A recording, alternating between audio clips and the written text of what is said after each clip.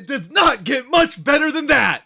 At least not in the regular season anyway. What's cracking, everybody, and welcome back to Kraken R&R, where the Seattle Kraken win the Winter Classic 3-0 over the Vegas Golden Knights, the first ever shutout in Winter Classic history, and it's Joey Daccord, number 35, with the 35 save shutout performance. And of course against the defending Stanley Cup champions. For the Kraken, it's win number 5 in a row and their 9th straight with points, as they've now climbed above NHL 500 for the first time this season, coming all the way back from 6 games below NHL 500 at the end of that 8-game losing streak, as they continue this hot streak they've been on into the new year and hopefully beyond, as we get into a little bit of a lighter schedule here for the last couple of weeks than the Kraken have seen since the offseason. And we cannot be going into this stretch of what's going to be 8 days with just one Kraken game with a better taste in our mouths as Kraken fans than this perfect game in T-Mobile Park here to start off the new year. Real quick though, before we get to the game itself, with this being a special event, I do think it's worth spending a little bit of time on the event itself, one that I was lucky enough to go to as a fan this time. I wasn't there as media like I usually am with home games. I think this is only the second time I've done something like this, with the first being the first home game back in the inaugural season in Climate Pledge Arena for the first time. Now, this was certainly not my first time in T-Mobile Park, not even as T-Mobile Park, as it was Safeco Field for a long time before that. But it was certainly the first time that I'd seen it look anything like this. Certainly the first time with ice on the surface of the field, with the entire thing covered and converted to look like a kind of winter harbor kind of sea sort of theme to it. Probably something you'd see more likely in Alaska than in Seattle, but a good mix of that sea theme that goes with Seattle and the Winter Classic with what wasn't snow other than the piles of Zamboni snow that they'd have off to the side. But even aside from what was on the field, as we've seen pictures from the outside, just going into the park itself with all of the banners of the Winter Classic, the Kraken logo, and obviously Vegas logo too, but we're more excited about the Kraken logo all over the park.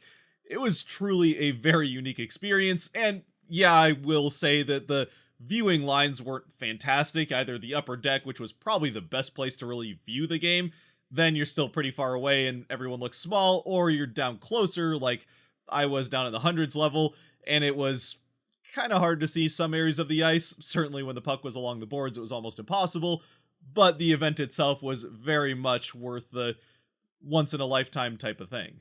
Or very few times at least. And of course it certainly helped that the weather was absolutely perfect for the game. There were enough clouds in the sky to make sure the sun wasn't shining too brightly and creating glare on the ice to affect the players and the game itself, although with the time of year it might have been low enough in the sky where the roof would catch it anyway and there would have been in shadow, but either way there were enough clouds that there wasn't too much sun, but still not too many to where there was ever a worry about there being rain or them having to close the roof.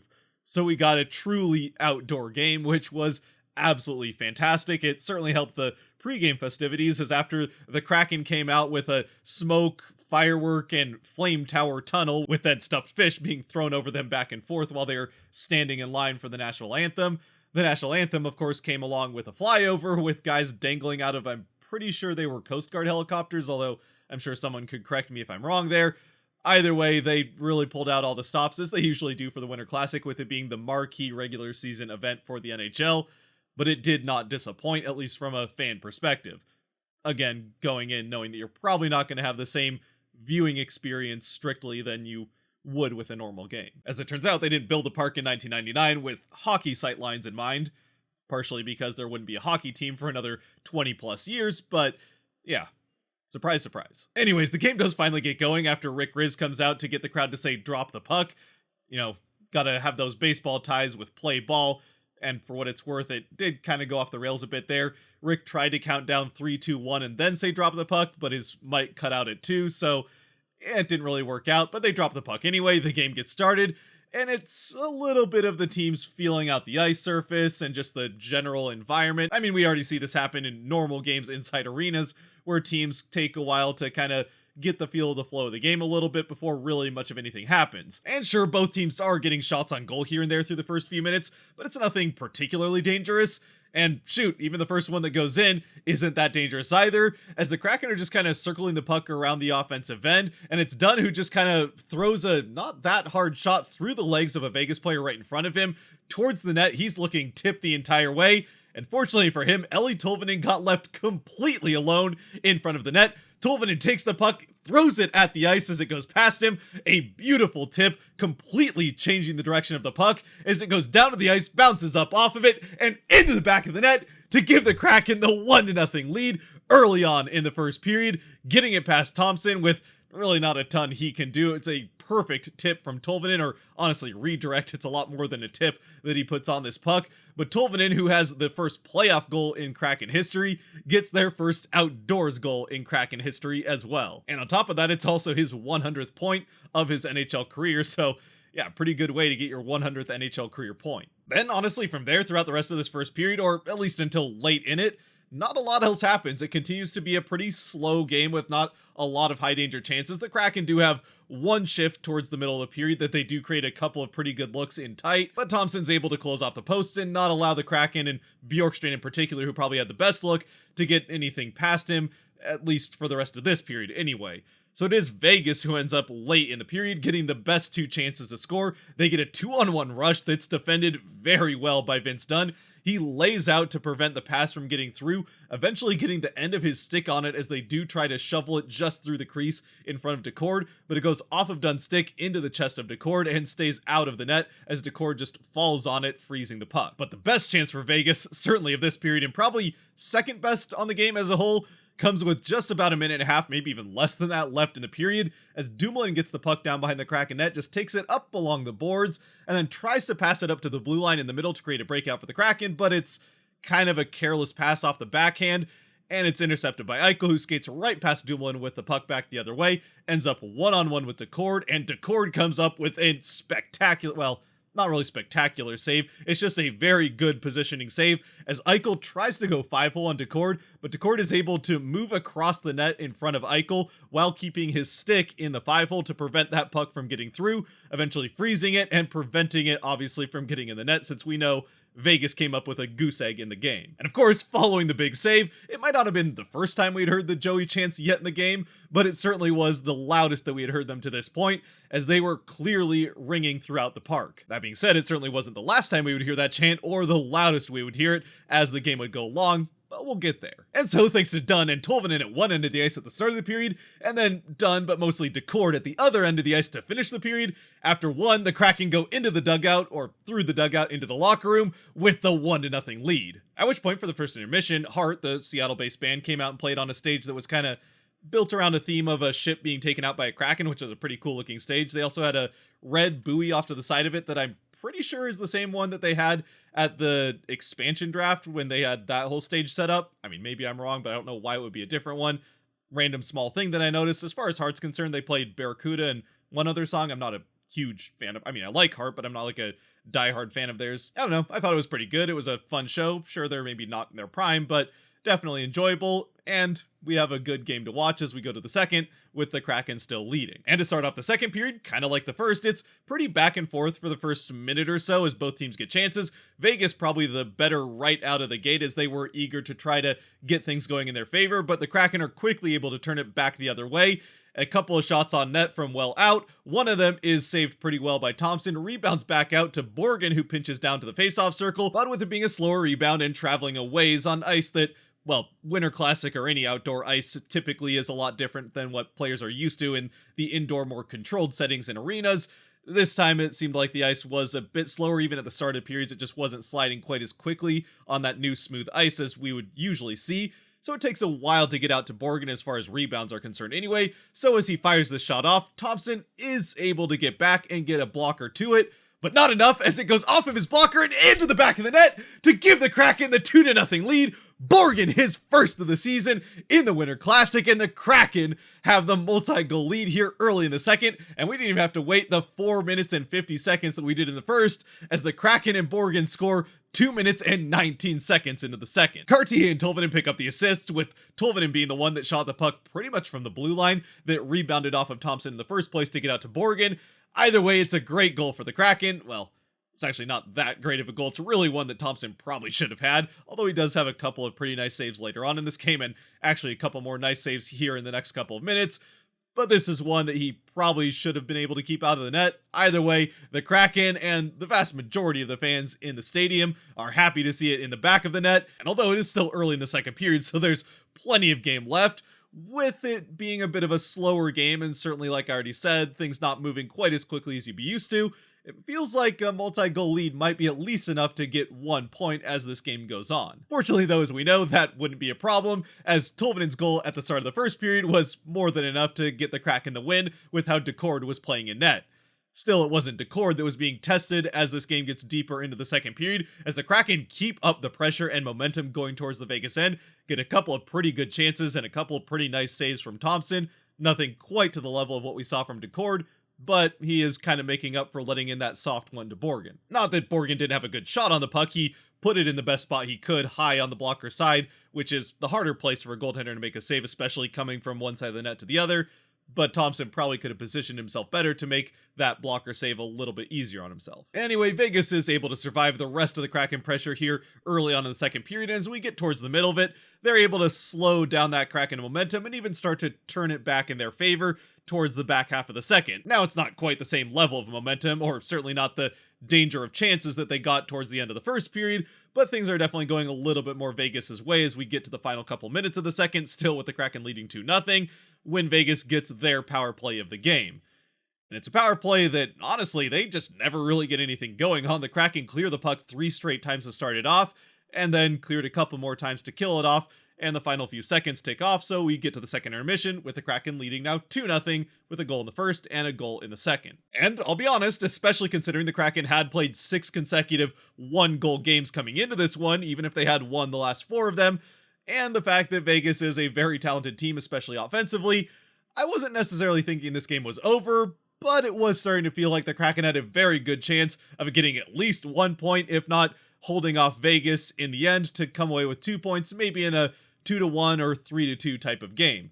Obviously, the ideal scenario is the Kraken can just keep laying it on and win it in a shutout, which, well, it was just an ideal kind of day. I mean, really, the only thing that could have made it maybe slightly better would be if, when they brought out a bunch of Seattle sports stars from across Seattle sports and Seattle sports history, including Marshawn Lynch, Matt Hasselbeck, Walter Jones, Steve Largent, Dan Wilson, Jay Buhner, Edgar Martinez, if Ken Griffey Jr. had also been there, which he wasn't, but we did get a pretty funny moment when Rick Riz went to try and interview Marshawn Lynch before getting to the Mariners players, and Marshawn, being Marshawn, wasn't too interested in answering questions into a microphone. He did give a couple of good answers, but after the second question that Riz answers, Hasselbeck just comes over, takes the mic, and says, "Marshawn's just here so he won't get fined," which did get a pretty good laugh and rise from the entire almost 50,000 people in attendance, and kept the good vibes going right into a third period where the Kraken continued to not disappoint. And to make sure that they really didn't disappoint, after scoring early in the first, just under 5 minutes,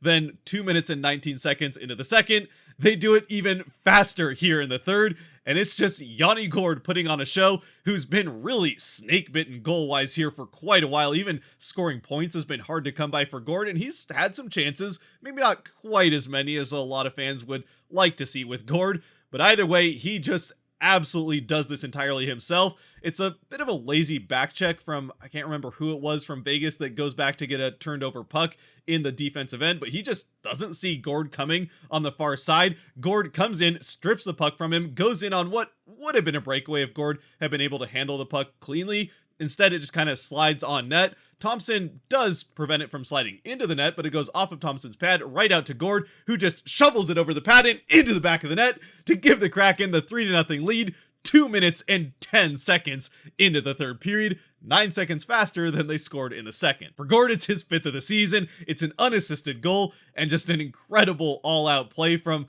one of the most tenacious forecheckers by the Kraken. This is incredible forechecking as he saw his opportunity to pickpocket the Vegas defenseman, take it from him, skate in, and although he might have rather held the puck a little bit more cleanly, either way, the result is what he was looking for, and the Kraken have a now very manageable 3-0 lead. Heck, 2-0 seemed manageable coming into a third period where the Kraken have been fantastic, at least getting points in games where they have a lead coming into the third, but certainly now with a 3-goal lead, given the infrequency of good chances in this game, it seemed pretty likely the Kraken were going to be able to hang on to win. So then really the only question that was left was how interesting would the Kraken make it going into the last few minutes, or would they be able to just keep Vegas off the board entirely, preserving Daccord's shutout? I gotta say, for what it's worth, although the Kraken did end up getting a power play in the back half of this third period, it was pretty much all Vegas when it came to offensive opportunities the rest of the way.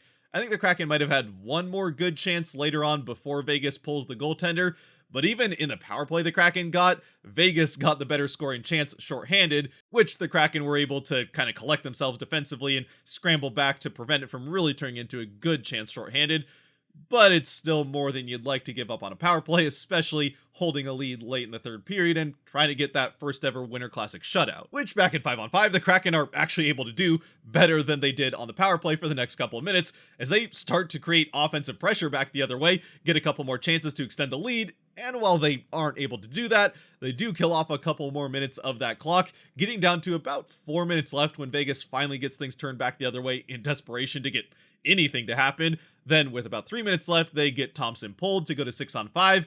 And at 6-on-5, around a minute and a half, 2 minutes left, a cross-crease pass gets right through the entire Kraken defense through Alexiak's legs on the far side of all of it to a wide open Jack Eichel on the far side. He fires off the one-time shot from that pass wide open as Daccord is still on the far side of the net. And I mean, Eichel got robbed earlier in this game with that wide open chance. He almost had a very good assist earlier in the game that Daccord made a nice save on, and a couple more chances. He put one off the post earlier in this third. So this one, I mean, eventually was just going to be one too many. Or is it, as Daccord dives back to the other side, gets his glove to it, and makes the spectacular save. And this time, I do mean spectacular highlight reel save. I mean, it's not going to be a save of the year candidate because of what Jonathan Quick did, but it's an absolutely incredible save from Daccord to save his shutout, right as on the broadcast they're talking about his upbringing by a goalie coach, his dad being a goalie coach, having an impact on how good of a goaltender he's been. No sooner do they say that, but he makes this save easily the save of the game. And I mean, he had made a couple of other pretty nice saves to this point. Hello, is this the police? Yes, I would like to report a robbery. And after that one doesn't go in for Eichel, he's left looking at the sky, which he can actually do in this game because there's no roof, wondering how he has not been able to find the back of the net after all of the incredible scoring chances he's had in this game. Really, in the end, there's just one answer. It's Joey Daccord. Meanwhile, from a Kraken standpoint, you pretty much knew after Daccord made this save that nothing was getting past him. He was going to get that shutout, and sure enough, he's able to do that. Tanev does miss the empty net, so it isn't 4-0 with an empty netter. Daccord did potentially have one chance to take a shot at the empty net, but the puck kind of bounced in on him, and he wasn't able to handle it cleanly. Again, Winter Classic ice, you never really know what's going to happen with the puck, so he doesn't get that chance to take the shot at the empty net, but afterwards he did confirm that had he had the chance, he was absolutely thinking about it and would have taken that chance. It just didn't line up for him, which is unfortunate. The first Winter Classic goalie goal would have went really nicely with the first Winter Classic shutout.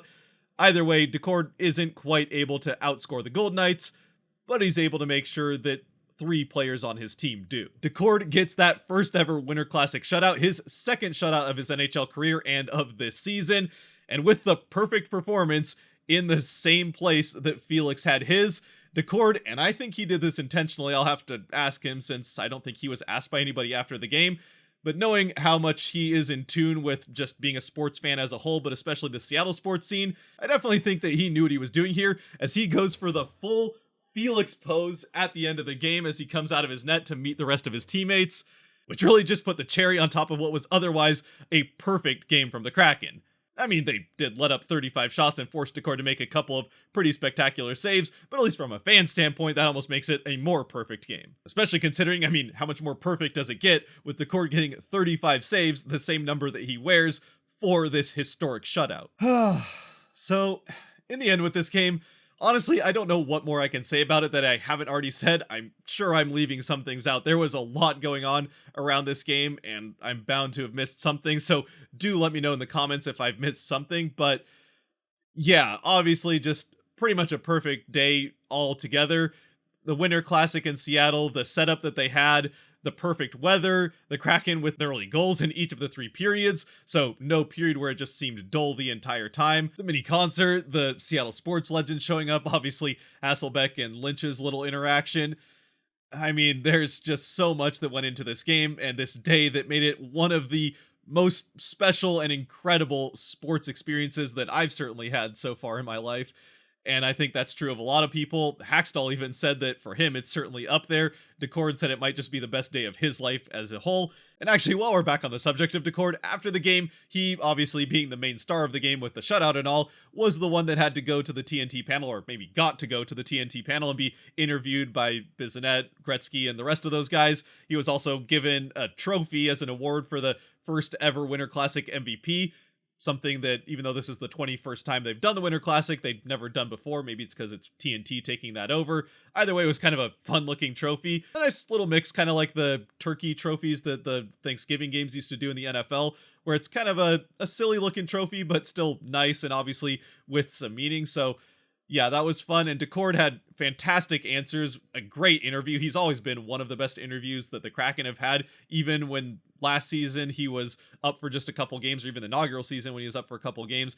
He's very personable, gives great answers, and just genuinely seems to love playing the sport. Not that any of the rest of the guys don't, but yeah, he just obviously has a lot of fun with it and really lets that shine through in his answers and interactions after the game, which was full out on display in this interview. He multiple times, in fact, I think one time, stopped the interview to turn around to the fans and acknowledge them as they continue to chant Joey, Joey, Joey throughout the entire stadium again, which, now that I bring it up, I forgot to mention this at the end of the game, but in the final 30 seconds of the game, those Joey chants could be heard clearly throughout the entire stadium as they got louder and louder and louder into those final seconds. I mean, they quieted it down a little bit when there was the pause as the penalty was called and everyone went down the ice for the face-off, but they picked up right again as that face-off got dropped. Those final 5 seconds went off and the final horn went.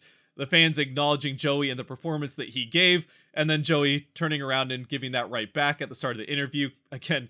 And I think he actually tried to say thank you to the fans, to the whole stadium with the mic, not realizing that it was attached to the TNT set and the stadium couldn't hear him say it. But I think we all got the message loud and clear, and I suppose then he did say it when they broadcast the TNT broadcast to the stadium afterwards. Either way, Joey very grateful for the entire fan base, and Gord also after the game was very sure to acknowledge the fans. And I mean, not that any of them don't do that. They all, are very grateful for the support that Seattle fans give them and anywhere that they go, obviously. But it seemed very, very sincere, almost especially so after this game in particular. Aside from all of that, though, and everything else that went on around this game to make it the truly incredible, unforgettable experience that was the Winter Classic, and not just another Seattle home game in the middle of the season, as for how the Kraken played in this game, honestly, I don't think there's a ton that you can really take away from this game. Again, these outdoor games are very different from how a game would be played in a normal, much more controlled indoor environment. But they did play a lot of that defensive style that we've seen them have a lot of success with over this point streak. Again, when the other team does get into the offensive end, not allowing much of anything to happen in the middle of the ice, really locking that down and not allowing secondary scoring chances. Now, Eichel did have those two very good scoring chances, one off the bad defensive zone turnover, and the other off of a very nice pass that got across, and I think you just credit the pass there rather than look into the Seattle defense in any way. But aside from that, Daccord makes those two saves, and the Kraken played pretty well defensively in the same way that they have been over this last stretch of games. So at least that I think you can take away as being a good thing. Offensively, I mean, they took advantage of their chances and had some pretty good plays. Obviously, Gord's play to steal that puck and skate it in was an incredible one. But again, the offensive zone does play a lot different with the puck moving around different than it would on a different sheet of ice. So I'm not going to read into this game too much more than that and just enjoy it for what it is. The 5th straight Kraken win, their 9th straight game with a point.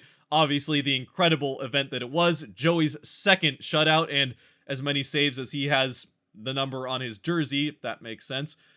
And yeah, now the team's above NHL 500 and continuing to get themselves back in this playoff hunt. And finally, to close things out, since I can't just keep going on and on and on about this game, although I probably still will end up rewatching it since my wife was kind enough to record it for me, and I will rewatch all the interviews beforehand, after the game, the road to the Winter Classic. I mean, especially since we only have the one Kraken game here in the next week plus, there's plenty of time to enjoy this incredible event and everything that went on around it for the days to come, and probably a long time after that on top of it. As far as this game, though, for the Kraken, 3 stars, which, as always, if you do want to be a part of helping decide the Kraken 3 stars, you can help support this channel a little bit more than you already are by watching the video to this point, by going to the link down below to Patreon and supporting there as well. But obviously, the first star, we really don't have any choice in the matter here. It's clearly Joey Daccord, 35 saves on 35 shots. The first Winter Classic shutout, he's clearly the first star, was of the game. And the MVP, the first Winter Classic MVP that was awarded. Then the second star, that's where things get a little bit more difficult. Obviously, a lot of Kraken players had fantastic efforts in this game. But Ellie Tolvanen is going to get the second star, 2 points in the game. He's the official second star as well. He gets the goal to, well, I mean, it's the game-winning goal since it was the first one 5 minutes into the game. A little bit less than 5 minutes, but he gets that goal, then the assist on the second goal, and played well otherwise. Then with the third star, I could go Vince Dunn, who had the assist on that Tolvanen goal, and then had that back check to break up the 2-on-1 just afterwards. But in the end, I am going to end up going with Yanni Gourde, as he had the best individual effort play of any Kraken player in this game that wasn't named Joey Daccord, with that third goal in the third period that really put a stamp on this game, even though there was still about 18 minutes left in it. Gourde, a fantastic effort as well, so I'm not deviating from what the NHL actually decided with the 3 stars. It's Daccord 1, Tolvanen 2, and Gourde 3. But of course, as always, I'd love to know your thoughts as well down in the comment section below, who your 3 stars would be, what you thought of this game in general, if you were at it, what your experience was at the game. I'd really love to know that, or if you watched it at home, how you enjoyed this Winter Classic, watching our team play in it for the first time here in Seattle. Otherwise, if you made it to this point, thank you very much for watching. If you did like or enjoy the video, the buttons for that kind of stuff down below to help support the channel. Like and subscribe, of course. And until next time, stay safe out there, be good to each other, God bless, and go Kraken!